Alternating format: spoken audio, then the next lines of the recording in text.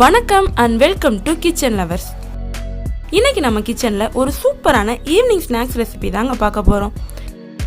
வீட்டில் இருக்க பொருட்களை வச்சு டேஸ்டியான நல்ல கிறிஸ்பியான டீ டைம் ஸ்நாக்ஸ் தாங்க இது. இதை ஏர்டைட் கண்டெய்னரில் ஸ்டோர் பண்ணால் 1 மாதம் வரைக்கும் கூட வச்சு சாப்பிட்லாம். வாங்க இப்போ எப்படி பண்ணுறதுன்னு ப்ரிப்பரேஷனை பார்த்து தெரிஞ்சுக்கலாம். ஒரு மிக்சிங் பவுலில் 1 கப் அளவு மைதா மாவு எடுத்துக்கலாம். அது கூட ஜீனியை மிக்சியில் போட்டு பவுடர் பண்ணி வச்சுருக்கேன். அந்த பவுடர் சுகரை 2 ஸ்பூன் ஆட் பண்ணிக்கலாம். கூடவே தேவையான அளவு உப்பு, 1/4 ஸ்பூன் அளவு சமையல் சோடா, 1/4 ஸ்பூன் அளவு ஓமம். இதை இப்படி நல்லா நசுக்கி சேர்த்துக்கலாம்.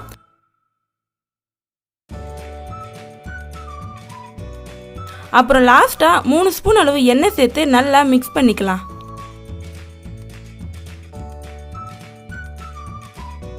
நல்லா கட்டி இல்லாமல் இப்போ சேர்த்த எல்லா பொருட்களுமே எல்லா பக்கமும் நல்லா மிக்ஸ் ஆகுற மாதிரி கலந்து பிசைஞ்சுக்குவோம். நல்லா பிசைஞ்சு முடிச்சதும் மாவு இந்த மாதிரி ஆகிடும். கையில் அழுத்தி பிடிச்சிங்கன்னா அப்படியே கட்டியாக நிற்கணும். இந்த மாதிரி இதுக்கு ஏற்ற மாதிரி ஆயில் சேர்த்து நல்லா பிசைஞ்சுக்கோங்க. நல்லா பிசைஞ்சாச்சு. இப்போ இதில் கொஞ்சம் கொஞ்சமாக தண்ணியை சேர்த்து நல்லா சப்பாத்திக்கு மாவு பிசைகிற மாதிரி பிசைஞ்சுக்கோங்க.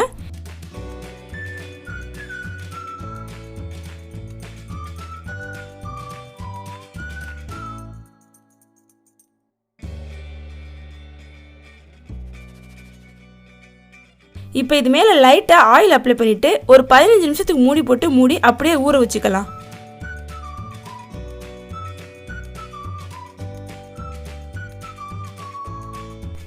நிமிஷம் ஆச்சு. மாவு நல்லா சாஃப்டாக ஊறி இருக்கு. இதை இப்போ சப்பாத்தி கட்டையில் வச்சு தேய்க்கிற மாதிரி சின்ன பீஸாக பிரிச்சுக்கலாம்.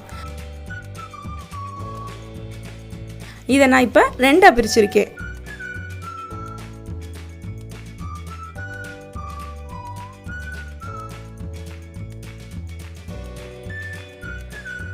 இப்போ இதை சப்பாத்தி கட்டையை வச்சு சப்பாத்தி மாதிரி தேய்ச்சிக்கலாம். ரொம்ப ஒல்லியாக இருக்காமல் கொஞ்சம் தடிமனாகவே தேய்ச்சிக்கலாம்.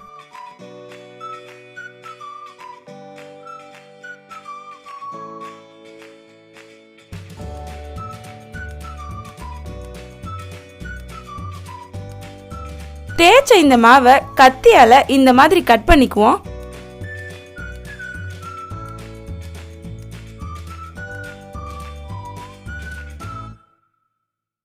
பதினாறு பீசஸை நான் கட் பண்ணியிருக்கேன். இப்போ இதை ஒன்றா எடுத்து உருட்டிக்கலாம்.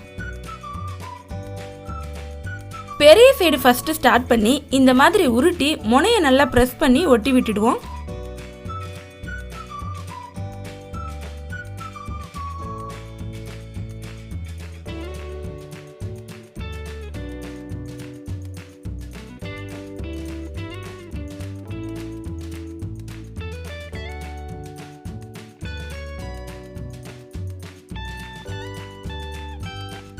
இதே மாதிரி எல்லா மாவையும் தேய்ச்சி கட் பண்ணி உருட்டி ரெடி பண்ணிக்கலாம்.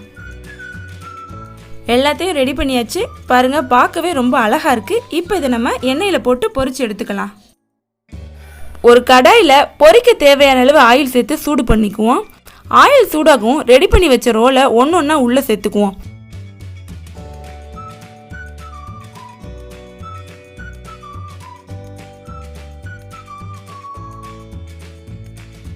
திருப்பி விட்டு எல்லா பக்கமும் நல்லா கோல்டன் ப்ரௌன் ஆகிற மாதிரி பொரிச்சு எடுத்துக்கலாம்.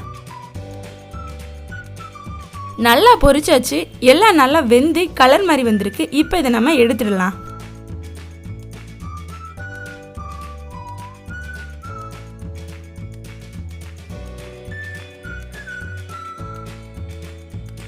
இப்போ ரெடி பண்ணி வச்ச எல்லா மாவையும் இதே மாதிரி பொரிச்சு எடுத்துடுவோம்.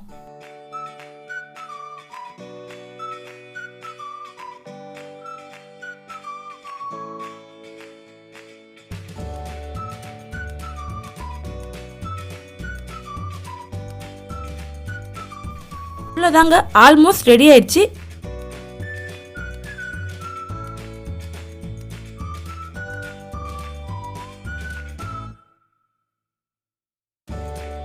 இப்போ இது இன்னும் கொஞ்சம் ஸ்பைசியாக்க இது மேலே 1/2 ஸ்பூன் அளவு மிளகாய்த்தூள் சேர்த்து நல்லா குலுக்கி விட்டு எல்லா பக்கமும் ஒட்டுற மாதிரி ரெடி பண்ணிக்குவோம். மிளகாய் தூளுக்கு பதிலாக chaat masala, black salt, tomato பவுடர்னு உங்களுக்கு எந்த ஃப்ளேவர் பிடிக்குமோ அதை யூஸ் பண்ணிக்கலாம்.